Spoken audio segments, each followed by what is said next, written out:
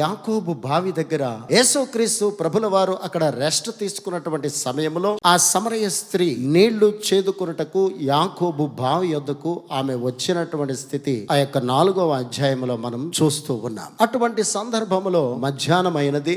శిష్యులు చూస్తేనేమో ఆకలితో వారు భోజనము కొరకు వారు ప్రయాసపడుతున్నటువంటి స్థితి అక్కడ చూడగలం. ఈ స్త్రీ ఏమో ఆమె నీళ్లు చేదుకున్నటకు యాకోబు బావి యొద్దకు వచ్చినటువంటి స్థితి అక్కడ చూడగలం. శిష్యులందరూ కూడా ఆకలితో ఉన్నటువంటి వారి పరిస్థితిని బట్టి ఆ శిష్యులు అంటున్నారు, మేము భోజనానికి ఒక టౌన్ కు వెళ్లి మేము భోజనాన్ని తెచ్చుకోవాలని శిష్యులేమో యేసుక్రీస్తు ప్రభుల వారికి చెప్పి వారు వెళ్ళిపోతున్నటువంటి స్థితిగా మనం అక్కడ చూడగలం. అయితే ఈ స్త్రీ నీళ్లు చేదుకోవడానికి వచ్చినటువంటి ఆ యాకోబు బావి యొద్దకు వచ్చినటువంటి ఆ సమరయ స్త్రీని ప్రభువు ఆమెతో సంభాషించినటువంటి స్థితి మనం చూడగలం. యేసుక్రీస్తు ప్రభుల వారికి నీడుంది, ఆయనకి దాహమైనటువంటి స్థితి.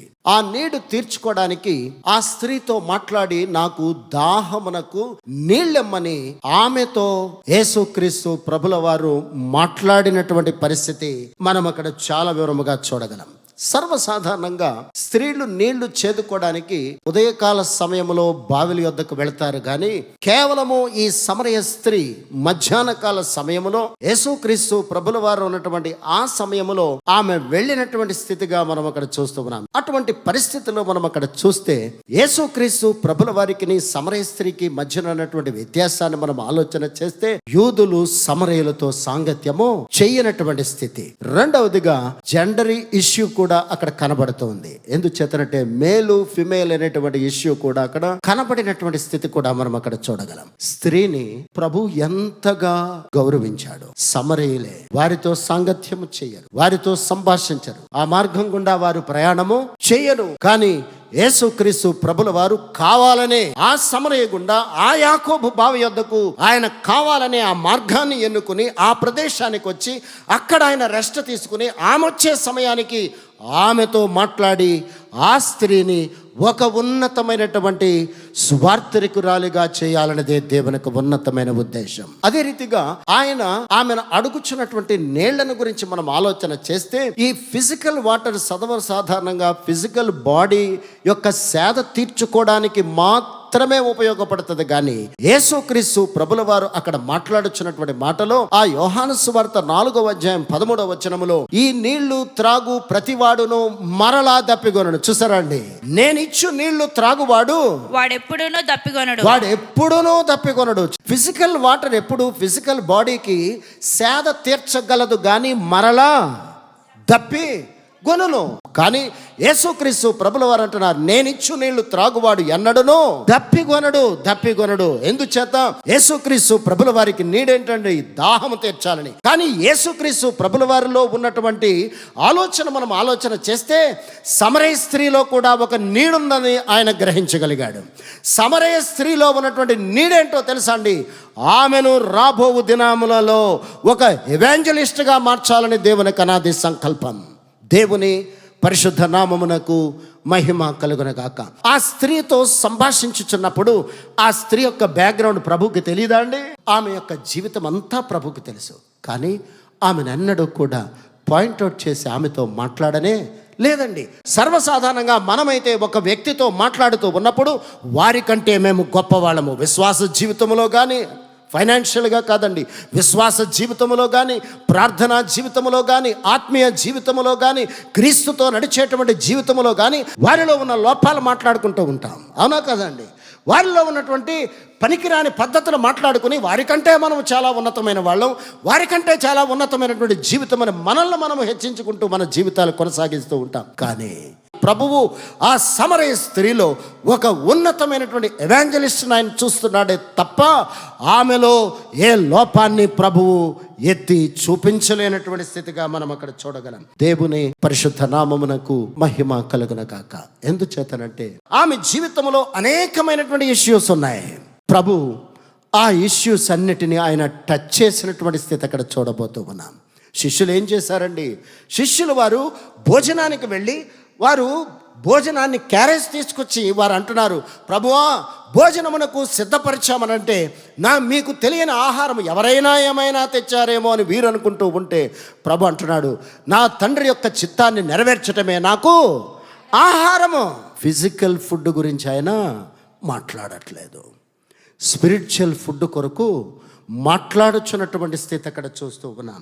అందుచేతనే సర్వసాధారణంగా ప్రియ క్రైస్తవ సంగమ, క్రైస్తవ విశ్వాస జీవితంలో మనం అనుకుంటూ ఉంటాం, ఫిజికల్గా మంచి భోజనాన్ని భుజించి మంచి నిద్రపోతూ మనము సాటిస్ఫై అయిపోతూ మన జీవితాలు కొనసాగిస్తూ ఉంటాం. ఆ భోజనం వలన రాబో దినాల్లో మన జీవితాల్లో ఎదురవుతున్న భయంకరమైనటువంటి ఆ పరిస్థితుల ప్రభావాల నుంచి ఆ భోజనము నన్ను కాపాడగలదా? ఒక్కసారి ఆలోచించాయి. ప్రియ క్రైస్తవ బిడ్డలారా, ఎందుచేతనంటే సర్వసాధారణంగా మనం అనుకుంటూ ఉంటాం, ఫాస్టింగ్ ఉంటే బాడీ నీరసం అయిపోద్దండి అంటారు. అవునా కదండి? ఉపవాసం ఉంటే బాడీ బలహీనపరచబడుతుందండి అంటాం.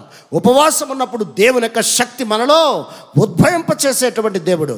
ఉపవాసముతో ప్రభు పాదాల దగ్గర మనం గడుపుతూ ఉన్నప్పుడు దేవుడు తన పరలోక శక్తితో, ఆయన పునరుద్ధాన శక్తితో, పరిశుద్ధాత్మ అగ్నితో మనలను దర్శించినప్పుడు ఎన్నడూ లేనటువంటి నూతన శక్తితో ప్రభు మనలను దర్శించేటువంటి దేవుడు. అయితే యోహాను సువార్త 4వ అధ్యాయం 39వ వచనాన్ని ఒక్కసారి మనం చదవగలిగినట్లయితే చదువుమా.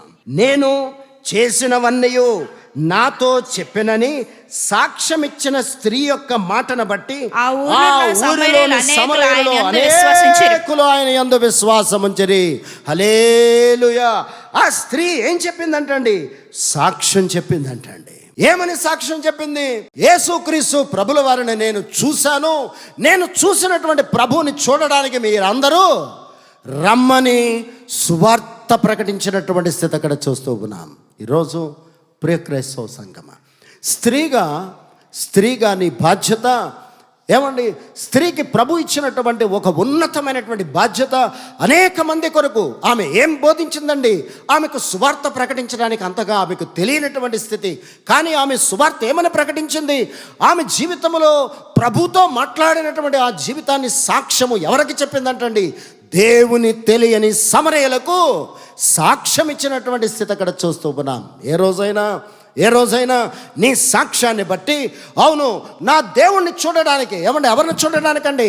శామ్యుల్ గారిని చూడడానికి కాదు, ప్రార్థనా మందిరం చూడడానికి కాదు, నా దేవుణ్ణి చూడడానికి ఏ రోజైనా నువ్వు ఎవరికైనా బోధించగలిగావో ఒక్కసారి ఆలోచన చేయి. ఆ సాక్ష్యానికి, ఆ రెండు మాటలకు అనేకులు ఆయన యందు విశ్వాసం ఉంచిరి.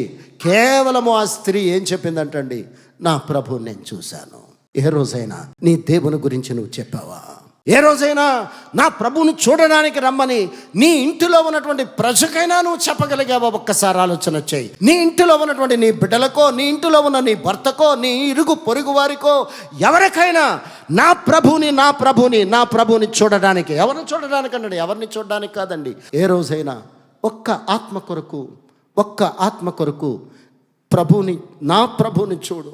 నా దేవుడు ఎంత గొప్పవాడో, నా దేవుడు నా జీవితంలో చేసినటువంటి కార్యాలు ఇవి.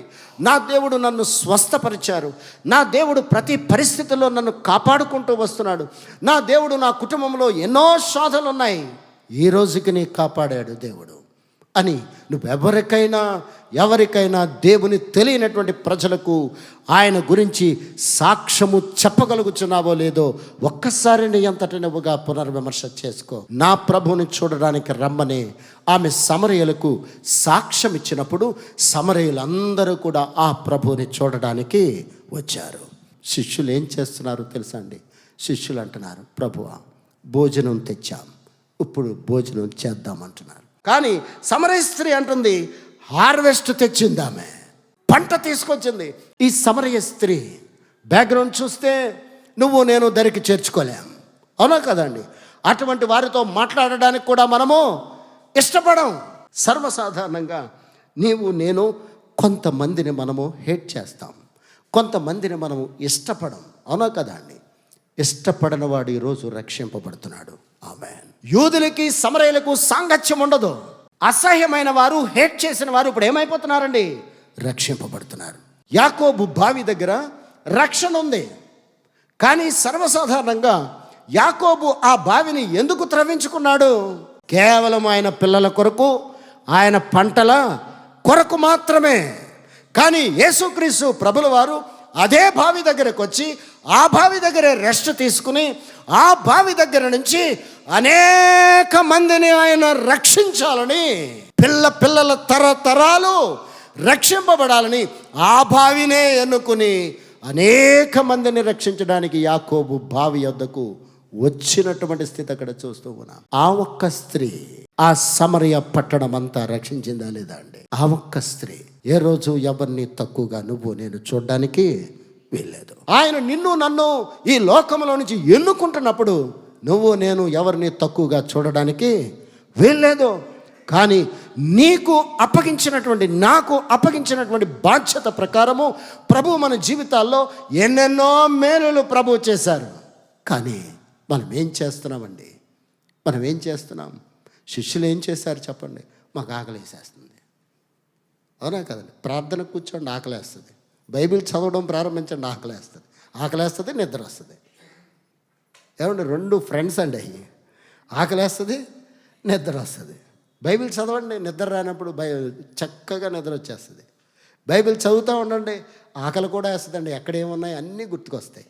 ప్రియ క్రైస్తవ బిడ్డలారా, ప్రభు పాదాల యొద్దకు వచ్చిన మన జీవితాల్ని, అందుచేతనే ప్రభు కూడా మనుష్యుడు రొట్టె వలన కాదు కానీ దేవుని నోట నుండి వచ్చు ప్రతి మాట వలన జీవిస్తాడు. ఆ స్త్రీ అంత ఉన్నతమైనటువంటి కార్యాన్ని ప్రభు కొరకు చేసింది. ప్రభు అంటున్నాడు, నా తండ్రి చిత్తాన్ని నెరవేర్చడమే నాకు ఆహారం. నా తండ్రి చిత్తాన్ని నెరవేర్చడమే నాకు ఆహారం.